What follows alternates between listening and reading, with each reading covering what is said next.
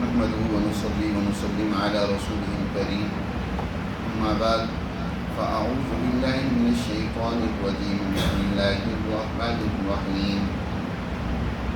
فلا أقسم بمواقع النجوم وإنه لقسم لو تعلمون عظيم إنه لقرآن كريم في كتاب مكنون لا يمسه إلا المطهرون تنزيل من رب العالمين أفبهذا الحديث أنتم مدهنون وتجعلون رزقكم أنكم تكذبون فلولا إذا بلغت الحلقوم وأنتم حينئذ تنظرون ونحن أقرب إليه منكم ولكن لا تبصرون فلولا إن كنتم غير مدينين ترجعونها إن كنتم صادقين فأما إن كان من المقربين فروح وريحان وجنة نعيم وأما إن كان من أصحاب اليمين فسلام لك من أصحاب اليمين وأما إن كان من المكذبين الضالين فرسل من حميم وتصلية جحيم إن هذا لهو حق اليقين فسبح باسم ربك العظيم صدق اللہ العظیم۔ یہ سورۃ الواقعہ کا آخری رکوع ہے۔ اللہ سبحانہ و تعالیٰ نے اس سورہ مبارکہ میں قیامت کے واقعے کا یقینی طور پر وقوع پذیر ہونا اس کو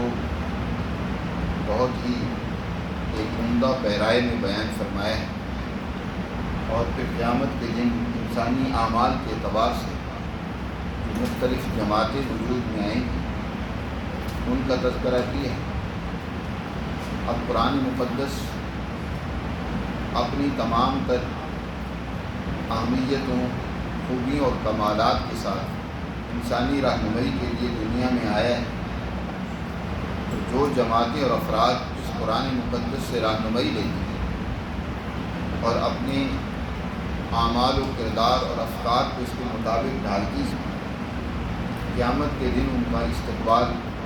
بہت ہی پرتباک طریقے سے ہوگا، ان کی بڑی عزت ہوگی، سلامتی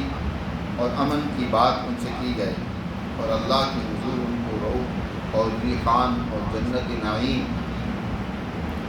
جیسی طرح طرح کی نعمتیں عطا کی جائیں۔ اور جو لوگ اللہ کے اس مقدس کلام سے رہنمائی نہیں دیتے، اس سے غافل اور اس کی عظمت سے ناواقفیت رکھتے، بلکہ الٹا اس قرآن مقدس کو چھوڑے ہوئے مداحنت سے کام لے رہے ہیں، ان لوگوں کے لیے کل قیامت کے دن سخت ترین سزا ان کا نزل اور مہمانی کھولتے ہوئے پانی سے اور دہتی جہنم سے کی جائے گی۔ اللہ سبحانہ و تعالی یہاں پر ستاروں کی قسم کھا کر اس حقیقت کو بیان کرتے ہیں۔ فرمایا فلا اقسم بمواقع النجوم، میں قسم کھاتا ہوں ستاروں کے مقامات۔ لا اقسم، اقسم کا معنی قسم، اور اس کے شروع میں جو لام ہے، یہ لام اکثر قسم کے شروع میں زائد آتا ہے تاکید کے طور پر۔ اہل عرب اکثر گفتگو کے دوران کہتے ہیں لا واللہ، ان کا لا واللہ میں جو لا کا بولنا ہوتا ہے وہ لا نفی کے معنی میں نہیں ہوتا، بلکہ اس اپنی قسم کی تاکید کے لیے وہ لفظ بولا جاتا ہے۔ تو قرآن نے یہاں اسی تناظر میں قسم کھاتے ہوئے فرمایا بمواقع النجوم، یہ جو ستارے ان کی مختلف منازل و مقامات، اور وہ اپنی یہ مقامات اور منزلیں کس خوش اسلوبی سے طے کرتے ہیں۔ تو تم دیکھتے ہو جیسے ستارے ہر ایک منزل میں اپنا ایک مقام اور شان رکھتے ہیں، اور وہاں وہ طلوع ہوتے ہیں، روشنی پھیلاتے ہیں، رہنمائی کرتے ہیں، ستاروں سے بھی رہنمائی دی جاتی ہے، خاص طور پر بحری اور سمندری سفر میں۔ تو فرمایا جیسے وہ ستارے طلوع ہوتے ہیں اور ہر منزل میں موجود ستارہ ایک مستقل رہنما کی حیثیت رکھتا ہے، روشنی بھی وہ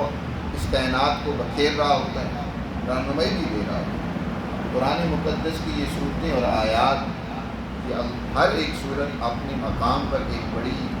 نمایاں شان رکھتی ہے، ایک روشنی اور نور ہے، اور انسانیت کے لیے اس میں بڑی رہنمائی۔ النجوم کی ایک تفسیر صحابہ کرام رضوان اللہ تعالی علیہم اجمعین کے عمل و کردار سے لکھی ہے۔ خود نبی کریم صلی اللہ علیہ وسلم نے صحابہ کرام کو ستاروں کے ساتھ تشبیہ دیتے ہوئے فرمایا، اصحابی کالنجوم، میری یہ جماعت جو میں نے بڑی محنت سے تیار کی ہے، ستاروں کی مانند، ان میں سے ہر ایک کے اندر انسانیت کی قیادت، رہنمائی کی صلاحیت موجود ہے۔ فَبِأَيِّهِمْ اقْتَدَيْتُمْ اهْتَدَيْتُمْ، ان میں سے جس کو بھی تم اپنا مقتدا اور لیڈر بناؤ گے وہ تمہاری رہنمائی کرے گا۔ مواقع نجوم یعنی ان صحابہ کے سجدوں کی اور ان کی ان شہادت کے مقامات اور قبروں کی قسم، یہ وہ جماعت ہے جنہوں نے اللہ کی ان تعلیمات کو نسل انسانیت میں پھیلانے کے لیے اور ان کے مطابق عملی نظام قائم کرنے کے لیے بڑی قربانیاں، جان قربان کر دی، شہادتیں دی۔ تو ان کی وہ شہادت کی منازل، مواقع سے مراد ان کی وہ قبریں ہیں، ان کی وہ منازل اور مقامات ہیں جہاں وہ آج مدفون ہیں۔ تو جو اللہ کے راستے میں شہید ہوئے اور اس قرآن مقدس کے نظام کو عملی طور پر دنیا میں قائم کرنے کے لیے انہوں نے قربانیاں دی، تو اس کی قسم، مواقع نجوم کی قسم، اس ستاروں کی مانند جماعت کے ان مزارات کی قسم جہاں آج وہ مدفون ہے۔ اور اگر تم سمجھو، یقیناً یہ معمولی قسم نہیں ہے، وَإِنَّهُ لَقَسَمٌ لَوْ تَعْلَمُونَ عَظِيمٌ، اگر تم جانو سمجھو یقیناً یہ بہت بڑی قسم ہے۔ اللہ دکھا رہا ہے کہ جنہوں نے دنیا کے اندر دین کے غلبے کے لیے کردار ادا کیا، وہ صحابہ کرام یا ان کے نقش قدم پہ چلنے والی وہ سچی جماعتیں، علماء ربانی، صلحاء، وقت کے عادل حکمران تھے، جنہوں نے اللہ کی تعلیمات کے ابلاغ کے لیے، غلبے کے لیے کوششیں اور جدوجہد کی ہیں۔ اللہ کے ہاں ان کی یہ قربانیاں بڑی ایک حیثیت رکھتی ہیں، بڑا مقام رکھتی ہیں۔ تو یہ قسم بہت بڑی قسم ہے اگر تم سمجھو۔ اللہ نے ان کی قسم کھا کر اس قرآن مقدس کی عظمت کو بیان فرمایا، اِنَّهُ لَقُرْآنٌ کریم۔ مواقع کا ایک ترجمہ غروب سے بھی کیا گیا ہے، ستاروں کے غروب ہونے کی قسم، کہ جیسے ستارے اس کائنات کا ایک بہت بڑا حصہ ہیں، ہر ایک ستارہ ایک بہت بڑی کائنات ہے، لیکن اسے بھی آخر کار ایک غروب ہونا ہوتا ہے، وہ ہمیشہ نہیں رہتا۔ رات کو وہ اپنی اس آب و تاب، چمک دمک کے ساتھ وہ اپنی منزل میں آتا ہے، لیکن سورج طلوع ہوتے ہی وہ غروب ہو جاتا ہے۔ اسی طرح یہ کائنات جو ہے ایک دن آئے گا کہ یہ ساری غروب ہو جائے، ختم ہو جائے، اور اس کا خاتمہ یقینی بات ہے، یعنی قیامت کا وقوع یقینی بات ہے۔ اللہ نے بہر صورت یہاں قسم کھانے کے بعد اگلی بات جو بیان فرمائی ہے وہ اس قرآن کریم کی عظمت، اس کی اہمیت، فرمایا اِنَّهُ لَقُرْآنٌ کریم، بے شک یہ کتاب مقدس قرآن کریم بڑی بزرگی والی کتاب اور پڑھی جانے والی کتاب ہے۔ فی کتاب مکنون، اور یہ ایسی کتاب میں مندرج ہے، لکھی ہوئی ہے جو مکنون اور محفوظ ہو۔ قرآن مقدس کی ایک خصوصیت یہ ہے کہ اس کے الفاظ اور معنی دونوں من جانب اللہ ہیں اور دونوں محفوظ ہیں۔ قرآن مقدس سے پہلے جس قدر بھی الہی اور آسمانی کتابیں تھیں، ان کے الفاظ اللہ کی طرف سے نہیں تھے، ان کے معانی اور مضامین وہ اللہ کے تھے، اور الفاظ یا تو فرشتے کے تھے یا پیغمبر کے اپنے تھے، انہوں نے اپنے الفاظ ان معانی کو ایک عملی جامہ پہنایا۔ قرآن مقدس وہ اللہ کی کریم کتاب ہے کہ اس کے الفاظ اور معانی دونوں من جانب اللہ ہیں، اور یہ انہی الفاظ کے ساتھ کتاب مکنون میں موجود ہے۔ کتاب مکنون سے مراد لوح محفوظ ہے، یہ لوح محفوظ میں بھی مندرج ہے، وہاں بھی یہ اسی طرح لکھی ہوئی ہے، لا یمسہ الا المطہرون۔ انہیں وہاں پر کتاب مکنون میں جو ان کے مضامین ہیں، مفاہیم ہیں، مطالب ہیں، ان پر مطلع وہی ہوتے ہیں جو پاکیزہ نفوس ہیں، یعنی اس سے مراد فرشتے ہیں یا المطہرون، یہ فرشتے، اور وہ بھی اونچے درجے کے فرشتے جن کو ملائے اعلیٰ کہا جاتا ہے یا حضیرت القدس کے فرشتے کہا جاتا ہے، وہی وہاں اس کتاب مقدس کے مضامین پر سب سے پہلے مطلع ہوتے ہیں، اور پھر ان مضامین کو سمجھ کر ان الفاظ کو لے کر جب دنیا میں آتے ہیں۔ قرآن نے دوسری جگہ پر بیان فرمایا کہ جب اللہ سبحانہ و تعالیٰ اس کلام مقدس کی تلاوت فرماتے تھے تو وہ مقربین الہی اونچے درجے کے مطہر فرشتے جب اس کو سنتے تھے تو ان پر بھی ایک عجیب کیفیت اور حال طاری ہو جاتا، ان سے نچلے درجے کے فرشتے تو مدہوش ہو جاتے، جب ہوش میں آتے تو پوچھتے ماذا قال ربنا، ہمارے رب نے کیا فرمایا؟ وہ مطہر فرشتے کہتے قال الحق، اللہ نے بڑی سچی بات بیان فرمائی، بہت درست بات کہی، بڑا ہی عمدہ کلام کہا ہے اللہ تعالیٰ۔ لا یمسہ الا المطہرون، مطہرون سے مراد دنیا کے اندر وہ اونچے درجے کے انسان بھی ہو سکتے ہیں جنہوں نے اپنے ظاہر اور باطن کو پاکیزہ کر دیا۔ طہارت اور پاکیزگی، مطہر مبالغے کا صیغہ ہے کہ جنہوں نے خوب اپنی پاکیزگی کی ہے، ذہنیت، سوچ اور فکر کو ایمان لا کر درست کر لیا۔ یاد رکھیں جیسی سوچ اور فکر ہوتی ہے سمجھ بھی ویسی ہوتی ہے۔ اگر ایک انسان کی فکر اور سوچ جو ہے وہ عیسائیت کی ہو تو اس قرآن کو پڑھے گا تو وہ اس قرآن سے عیسائیت ثابت کرے گا،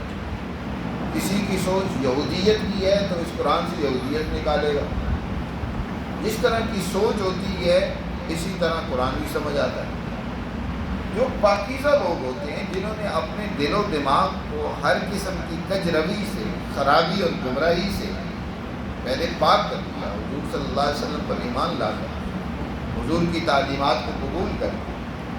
اب وہی اس کے مضامین پر مطلع ہوتے ہیں۔ اصل قرآن مقدس کے معارف، علوم، معانی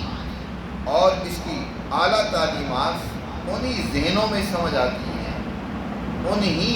ان تعلیمات پر صحیح معنوں میں آگہی حاصل ہوتی ہے جو مطہر اور پاکیزہ نفوس ہے، الا المطہرون۔ لا یمسہ کے ایک معنی مطلع ہونے، واقف ہونے کے ہیں کہ اس قرآن کریم کی تعلیمات پر واقف وہی لوگ ہوتے ہیں جو مطہر ہوتے ہیں، اور دوسرے معنی مس کرنے، چھونے کے لیے آتے ہیں۔ اگر اس کے معنی چھونے کے لیے جائیں تو اس کا مطلب یہ ہے، اور یہاں لا نہیں کے معنی میں، نفی کے معنی میں نہ ہو، مطلب یہ ہوگا کہ اس کو پاکی کی حالت میں ہی چھوا جائے، ناپاکی کی حالت میں قرآن کو ہاتھ نہ لگائے۔ چنانچہ قرآن مقدس کا ایک ادب یہ ہے، جو فقہا نے اس کو بیان کیا ہے تاکیدی طور پر، کہ قرآن کو ناپاکی کی حالت میں اگر تو انسان کو حد سے اکبر ہو، یعنی اس پر غسل جنابت واجب ہے، چاہے وہ عورت ہے حیض کی وجہ سے یا کسی دوسری جنابت کی وجہ سے، اس پر غسل جنابت لازم ہے، اب تو اس کی تلاوت بھی درست ہے۔ اور اگر حد سے اصغر ہے، اس حالت میں کم از کم اس کو ہاتھ لگانے کی ممانعت ہے، زبانی پڑھ سکتا ہے، زبانی اس کی تلاوت کی جا سکتی ہے۔ فرمایا کہ اس کو ہاتھ نہ لگائیں مگر وہی جو پاک ہیں، جو باوضو ہیں، جو حد سے اصغر و اکبر سے پاک لوگ ہیں وہی اس کو ہاتھ لگائیں، ناپاکی کی حالت میں قرآن کو نہ چھوا جائے۔ ضرورت اور مجبوری ہو تو تب بھی براہ راست قرآن کو ہاتھ نہ لگائیں، کوئی کپڑا لے کر اس کپڑے کے ذریعے سے قرآن کو ہاتھ لگایا جا سکتا ہے، پکڑا جا سکتا ہے، لیکن براہ راست قرآن کو ہاتھ لگانا ناپاکی کی حالت میں درست نہیں، بے وضو قرآن کو نہیں چھوا جا سکتا۔ تنزیل من رب العالمین،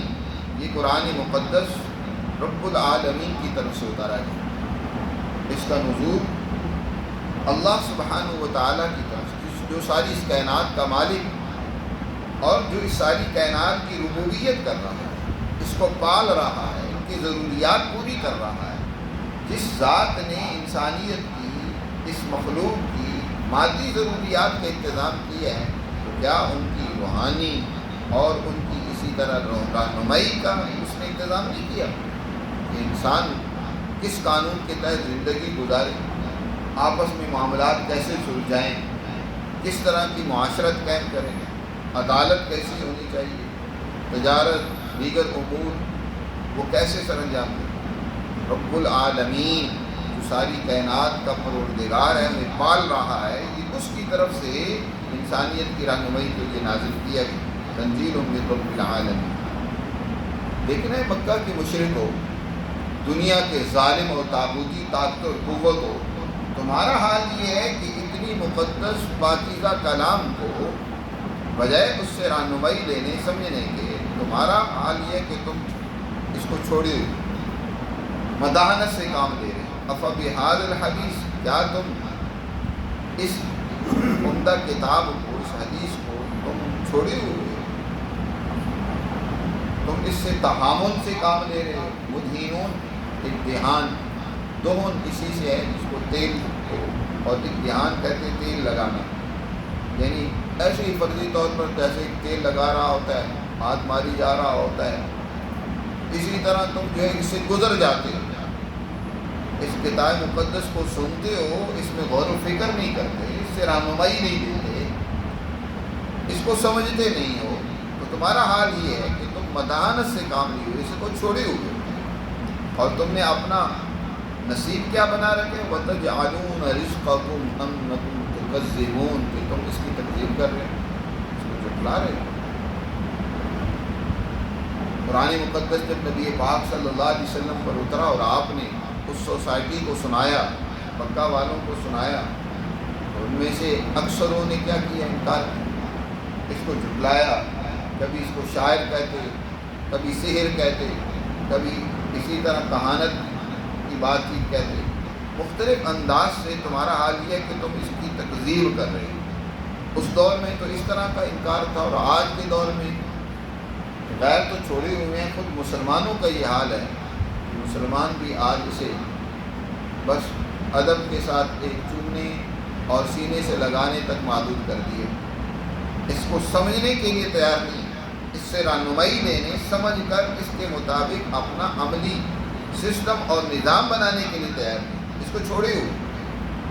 یہ بھی اس کی تکذیب ہے۔ قرآن مقدس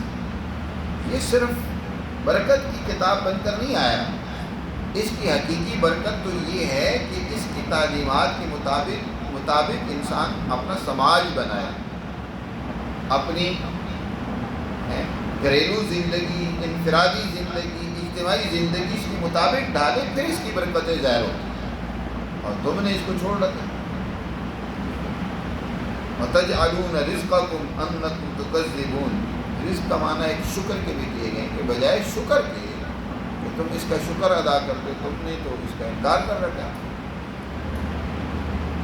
فلولا اذا بلغت الحلقوم وانتم حينئذ تنظرون ونحن اقرب اليه منكم ولكن لا تبصرون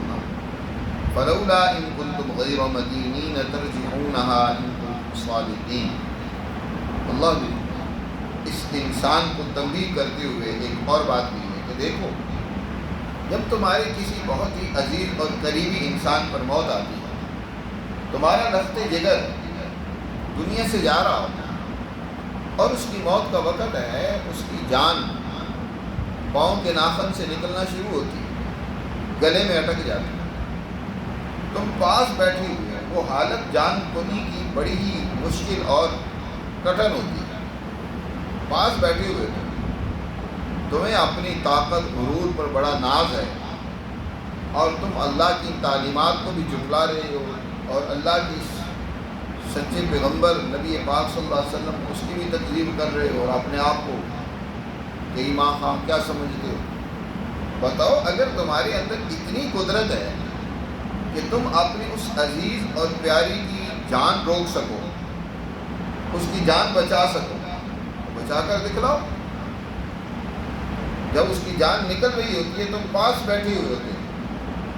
اور غرغرے کی حالت ہوتی ہے، وہ آنکھیں پھاڑ پھاڑ کر اپنی اس روح کو دیکھ رہا ہوتا ہے کہ وہ جا رہی ہے، لیکن اس کو نہ وہ روک سکتا ہے نہ تم روک سکتے۔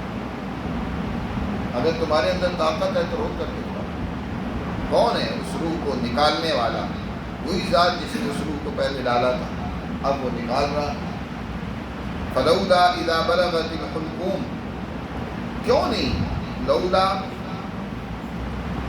یہ ترجعون نہا کے شروع میں اصل میں ہے، لولا ترجعونہا اذا بلغت الحلقوم،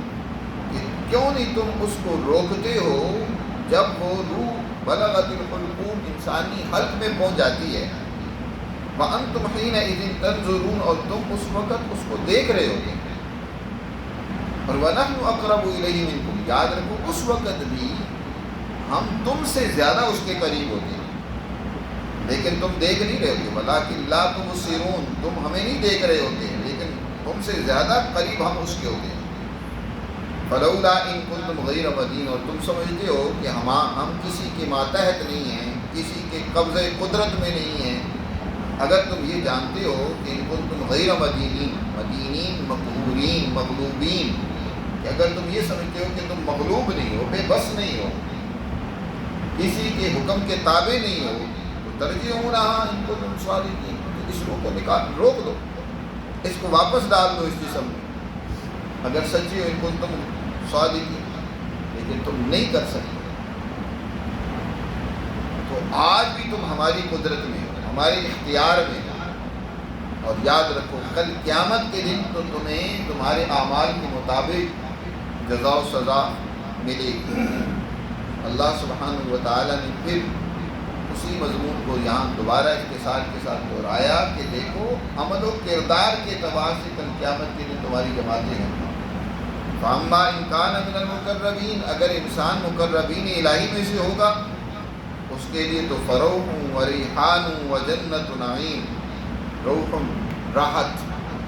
بڑا اس کے لیے اطمینان، بڑے مزے ہوں گے، ریحان خوشبودار مہکتے ہوئے پھول، ہر طرف سے خوشبوئیں آ رہی ہوں، اور وہ جنات نعیم، نعمتوں والے باغات جہاں مہک ہوگی، خوشبو ہوگی، اطمینان، راحت اور اللہ کی مہربانی ہوگی۔ یہ تو ان لوگوں میں سے ہوں گے اور ان کے لیے نعمتیں ہوں گی۔ اور وَأَمَّا إِن كَانَ مِنْ أَصْحَابِ الْيَمِينَ، اور اگر یہ انسان اصحاب الیمین میں سے تھا جنہوں نے دنیا میں یمن اور برکت کو پھیلانے میں کردار ادا کیا، جب یہ انسان دنیا سے جاتا ہے، یہ جانے والا جس کی روح تم نہیں روک سکے، اگر یہ مقربین الہیہ میں سے ہے تو اس کے لیے یہ نعمتیں، اور اگر اصحاب الیمین میں سے ہے تو اس کی روح نکلتے وقت فرشتے اس کو سلام کہیں گے، فَسَلَامٌ لَكَ مِنْ أَصْحَابِ الْيَمِينَ، کہ تیرے لیے اصحاب الیمین کی طرف سے سلام ہو۔ اصحاب الیمین جو اس سے پہلے دنیا سے جا چکے ہیں، اللہ کے حضور پہنچ چکے ہیں، تو ان کی طرف سے اس روح کو سلام پہنچایا جاتا ہے کہ تیرے لیے بھی سلامتی۔ حدیث میں آتا ہے نیک مومن کی روح کو اللہ سفید کپڑے، سفید لباس میں، سفید عمدہ تشتوں میں فرشتوں کو حکم دیتے ہیں کہ رکھ کر میرے اس مومن بندے کو لے جاؤ اور اصحاب الیمین میں شامل کر دو، تو اس کو سلام ملتا ہے فرشتوں کی طرف سے کہ اصحاب الیمین تیرا استقبال کرنے کے لیے تیار ہیں، ان کا سلام قبول کرو، چلو۔ بلکہ مومن آدمی کی جب روح نکالی جاتی ہے تو فرشتے یکدم سے روح نہیں نکالتے، بلکہ خوبصورت شکلوں اور صورتوں میں دور سے آہستہ آہستہ اس کے قریب آتے ہیں تاکہ وہ مانوس ہو، چمکتے ہوئے نورانی چہرے ہوتے ہیں، وہ ان کو دیکھتا ہے تو بڑا خوش ہوتا ہے، یہ ایسی خوبصورت شکلیں ہیں، ان سے مانوس ہو جاتا ہے۔ اور پھر اس کے قریب وہ جب فرشتے پہنچتے ہیں روح نکالنے والے، تو وہ اسے بشارت سناتے ہیں، ارجعی الی ربک راضیۃ مرضیہ، اے روح چل آج اپنے رب کی طرف، اس طرح کہ وہ تجھ سے راضی ہے اور تو اس سے راضی، ساری زندگی تو نے اس کے احکامات پر راضی رہ کر زندگی گزاری، ان کو قبول کیے رکھا ہے، تو اپنے رب سے راضی تھا اور اللہ تجھ سے آج راضی ہو چکا ہے، چل اپنے رب کی طرف، فادخلی فی عبادی، اللہ کی طرف سے حکم ہوتا ہے کہ اللہ کے بندوں میں داخل ہو جاؤ، وہ اصحاب الیمین میں داخل ہو جاؤ، جاؤ ان کے پاس، وہ تمہارے استقبال کر رہے ہیں، لہذا اس کو سلام پیش کیا جاتا ہے۔ لیکن اگر ایک انسان وہ مکذبین میں سے تھا، اللہ کی تعلیمات کو اس نے جھٹلائے رکھا، پس کچھ ڈالے رکھا، تو اما ان کان من المکذبین الضالین، اگر جھٹلانے والے گمراہ لوگوں میں سے تھا، فنزل من حمیم، تو اس کا نزل مہمانی کس سے ہوگی؟ کھولتے ہوئے پانی سے، جس کا تذکرہ پہلے ہو چکا ہے کہ وہ کیسا کھولتا ہوا پانی ہوگا جو انسان کے جسم انتڑیوں کو جلا کر راکھ کر دے گا، ٹکڑے ٹکڑے کر دے گا، اور اس کے بعد وہ تصویت جحیم، جہنم کے اندر اسے داخل کیا جائے گا۔ ان ھذا لہو حق الیقین، اور یہ بات یقینی ہے، یہ کوئی محض فرضی بات نہیں کی جا رہی، یہ حق الیقین ہے، یقین بھی ایسا کہ جس کو حقیقت پر مبنی ہے کہ یہ دن آنا ہے، یہ وقت آنا ہے، یا تو تمہارے لیے سلامتی ہوگی یا تمہارے لیے پھر اللہ کا عذاب ہوگا۔ اب یہ تم نے خود اپنے عمل سے، اپنے کردار سے اس کو متعین کرنا ہے کہ تم کن لوگوں میں سے بنتے ہیں۔ فسبح باسم ربک العظیم، اے پیغمبر آپ اپنے رب عظیم کے نام کی تسبیح بیان کیجیے، اس کے نام کے ساتھ پاکی اس کی بیان کیجیے، اور سبحان ربی العظیم، سبحان ربی الاعلیٰ کے ذریعے سے اس کی عظمت اور بڑائی اور بلندی کو بیان کرتے رہیے، اور دنیا میں اس عظیم رب کی عظمت کو غالب کرنے، قائم کرنے، اس کے احکامات کا نظام قائم کرنے کے لیے کردار ادا کرتے ہیں۔ آپ اپنی ذمہ داری نبھاتے رہیں۔ یہ مکذبین جو ہے، ان کی سزا، اور ان کو ہم اس وقت جب یہ ان کا آخری وقت آئے گا ہمارے پاس پہنچیں گے، پھر ہم ان کو بتائیں گے کہ تم کیا کردار ادا کرتے رہے، تم اس سچی تعلیمات کا کیسے مقابلہ کرتے رہے، اس کو جھٹلاتے رہے، اور تم غلط راستے پر چل کر اس کی راستے کی رکاوٹ بنتے رہے ہو، تو آج تمہیں اس کا سامنا، اس کی سزا کا سامنا کرنا پڑے گا۔ آپ اپنا کردار ادا کرتے رہیں۔ حضور صلی اللہ علیہ وسلم سے فرمایا، اور حضور کی وساطت سے تمام مسلمان جماعت